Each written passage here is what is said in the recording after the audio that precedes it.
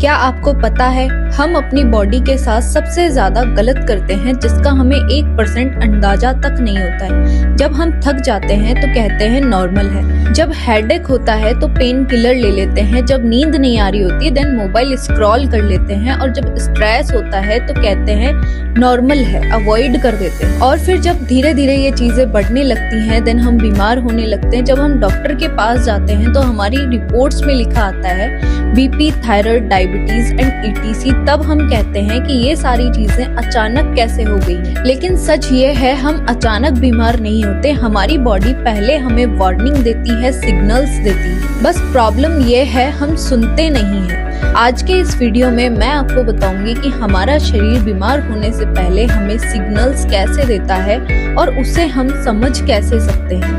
मैं आपको एक छोटा सा रियल लाइफ एग्जाम्पल देती हूँ, शायद उसमें आप अपने आप को देख पाओ। मान लीजिए एक नॉर्मल इंसान है जो सुबह उठते ही 3-4 बार अलार्म स्नूज करता है और उठते ही वो फ्रेश फील नहीं करता, देन बोलता है कि चलो कोई बात नहीं, सबको होता है। ऑफिस या घर के काम के बीच उसे बार बार थकान होती है, कभी एसिडिटी, कभी हेडेक और कभी बार बार इरिटेशन होता है। लेकिन वो क्या करता है, या तो चाय पी लेता है या फिर एक पेन किलर ले लेता है, या बोल देता है कि स्ट्रेस है और नॉर्मल होता है। रात को लेट नाइट तक मोबाइल यूज करता है, नींद प्रॉपरली नहीं आती और सुबह उठते ही फिर वही थकान। महीने बीत जाते हैं, साल बीत जाते हैं, और जब एक दिन चेकअप होता है तो डॉक्टर कहता है बीपी बॉर्डरलाइन शुगर बढ़ रही है, और तब शॉक लगता है ये मुझे कैसे, मैं तो ठीक था।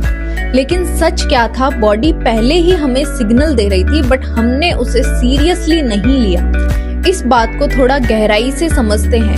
हमारी बॉडी सिर्फ फिजिकल सिस्टम नहीं है, ये इमोशनल और साइकोलॉजिकल सिस्टम भी है। जब हम स्ट्रेस में रहते हैं तो सिर्फ दिमाग पर इफेक्ट नहीं पड़ता, बॉडी के अंदर केमिकल चेंजेस शुरू हो जाते हैं। स्ट्रेस का साइंटिफिक एंगल, जब आप टेंशन में होते हो तो बॉडी कॉर्टिसोल नाम का हार्मोन रिलीज करती है।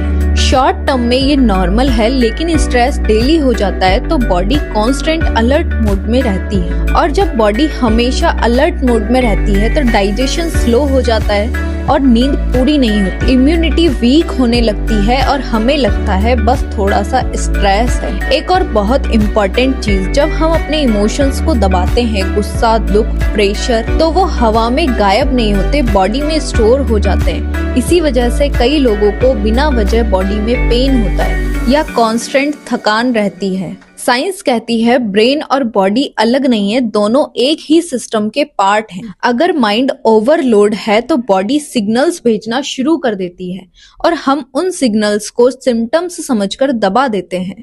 बॉडी कभी हमें पनिश नहीं करती, बॉडी हमें प्रोटेक्ट करती है। पेन भी प्रोटेक्शन है, थकान भी प्रोटेक्शन है, ये सब कह रहे होते हैं प्लीज स्लो डाउन। अगर हम बॉडी की लैंग्वेज सीख लें तो सिर्फ हम डिजीज ट्रीट नहीं करेंगे, हम डिजीज प्रिवेंट करेंगे, और प्रिवेंशन ही रियल वेलनेस है। सबसे बड़ी गलती जो हम करते हैं, सच कहूँ तो हम अचानक बीमार नहीं होते, हम अपने आप को धीरे धीरे बीमार बनाते हैं। और सबसे बड़ी गलती क्या है, हम सिग्नल्स को इग्नोर करने को स्ट्रेंथ समझ लेते हैं। थक गए देन चलेगा, स्ट्रेस है मैनेज हो जाएगा, नींद नहीं आ रही कोई बात नहीं, नॉर्मल है।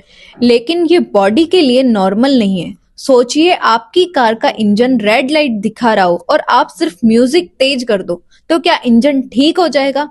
नहीं। लेकिन हम अपनी बॉडी के साथ यही करते हैं, सिग्नल्स आता है और हम डिस्ट्रैक्शंस बढ़ा देते हैं। पेन किलर लेना सल्यूशन नहीं है, कैफीन से एनर्जी लेना सल्यूशन नहीं है, सिम्टम्स को दबाना कोई सल्यूशन नहीं है। सल्यूशन है रुककर पूछना, बॉडी मुझे क्या बताना चाहती है। बॉडी दुश्मन नहीं है, बॉडी वार्निंग सिस्टम है। याद रखिए जब सिग्नल्स इग्नोर होते हैं तो डिजीज लोड हो जाती हैं। इसलिए स्ट्रांग बनना है तो पेन को इग्नोर करके नहीं, पेन को समझकर बनो। रियल स्ट्रेंथ अवेयरनेस है और रियल पावर प्रिवेंशन। कभी आपने नोटिस किया है जब हम मेंटली थक जाते हैं तो बॉडी भी साथ देना कम कर देती है। बॉडी और माइंड अलग नहीं है, जो हम फील करते हैं, जो हम सोचते हैं, वो सब बॉडी में रिफ्लेक्ट होता है।